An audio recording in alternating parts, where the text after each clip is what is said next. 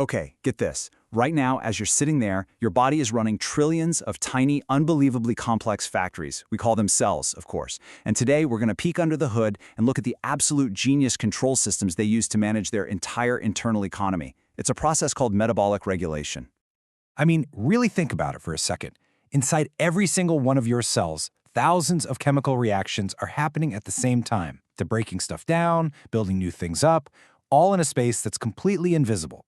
So how on earth does it not just turn into one giant, chaotic mess? Well, the best way to wrap your head around it is to think of the cell as the smartest factory you can possibly imagine. It's got production lines, it's got raw materials, and it's got finished products. And just like any factory that's actually, successful, it has these incredible control systems to make sure everything runs smoothly and nothing goes to waste. So how does the cell pull off this massive control problem? It all boils down to a brilliant two-tiered system for managing its production lines, what we call metabolic pathways. It's a system that's both incredibly fast for moment-to-moment needs and really strategic for long-term survival. And these two levels operate on completely different schedules. On one hand, you've got fast control. Think of this like a thermostat in your house. It makes tiny, second-by-second adjustments to the machinery that's already up and running. But then you have slow control. This is more like changing the factory's actual blueprints. It's a much slower, more deliberate decision to build whole new machines or shut down entire departments. So let's dive into that first system, the fast, responsive thermostat that's just fine-tuning what's already there. This is all about changing the activity of enzymes that are already floating around inside the cell, ready to go. The cell has two really clever ways of doing this. First, compartmentalization. It literally keeps certain chemicals and enzymes in different rooms of the cell so they don't interfere with each other. Pretty smart, right? But the second way is even more dynamic. It uses these special regulatory enzymes that act like dimmer switches or on-off buttons, allowing the cell to change the speed of a production line instantly. And a key way it uses those switches is with a mechanism called feedback inhibition. And this is it's beautiful. Imagine your factory's assembly line. When the warehouse at the end gets full of the final product, the product itself sends a message all the way back to the very first machine and tells it to, hey, take a break. This prevents the cell from wasting energy making something it already has plenty of. It's the go-to strategy for immediate control. But wait, it gets even more sophisticated. You see, feedback isn't a one-size-fits-all kind of deal. For pathways that branch out to create a few different products, the cell has evolved some really distinct strategies. Let's take a look at 4 of these flavors of feedback. First up, we've got isozymes. The easiest way to think about this is that the cell is running 2 separate parallel production lines right from the start. The product from line A can only shut down line A, and the product from line B can only shut down line B. This way, one line can stop if it needs to, while the other can just keep chugging along. Next is something called concerted feedback. In this scenario, the main production line will only stop if there's too much of both final products at the same time. Just one of them isn't enough to pull the plug. It's kind of like needing sign-off from 2 different managers before you can halt production. Then we have cumulative feedback.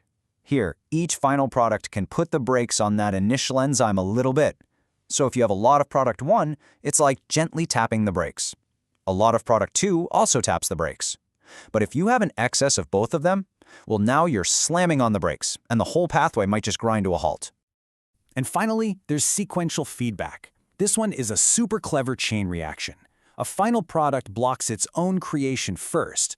This causes the product right before it, an intermediate, to build up. And it's that buildup that sends the signal all the way back to shut down the very first machine in the entire pathway. It's like a cascade of stop signals.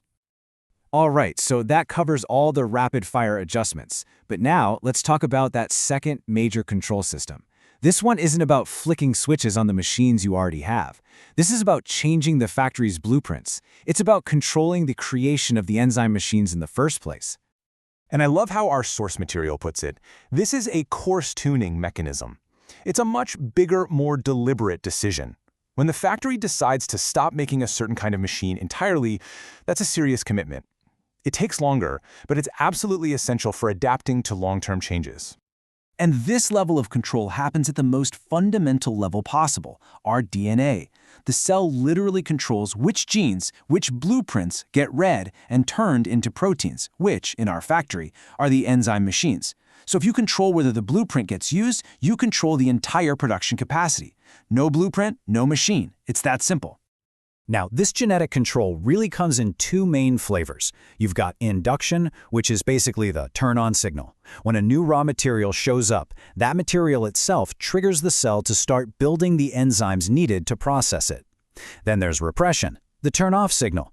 When the cell has made enough of a final product, that product signals the cell to stop making the enzymes that build it. This table just lays out the logic so perfectly. For catabolic pathways, the ones that break things down, the system is turned on or induced by the raw material you need to break down.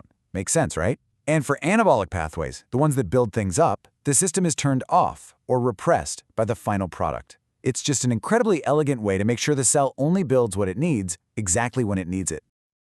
So, let's bring it all together. This brings up a really important question. Why does the cell even need both? Why have the fast thermostat and the slow blueprint system? Why not just pick one and stick with it? Well, it's because they solve two totally different problems. The fast feedback control is like the factory's floor manager, making tiny adjustments every second to keep everything in perfect balance.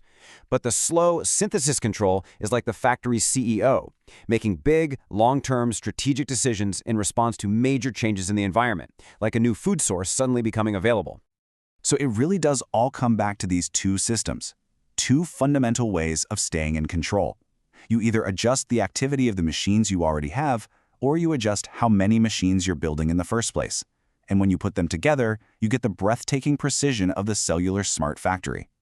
And that leaves us with one last, really fascinating thought. This whole system is an absolute masterpiece of evolution. But what happens when it breaks? What happens when a wire gets crossed, or a blueprint gets a typo? When this nearly perfect regulatory network goes wrong? Well, that's when we start to understand the real molecular story behind so many diseases.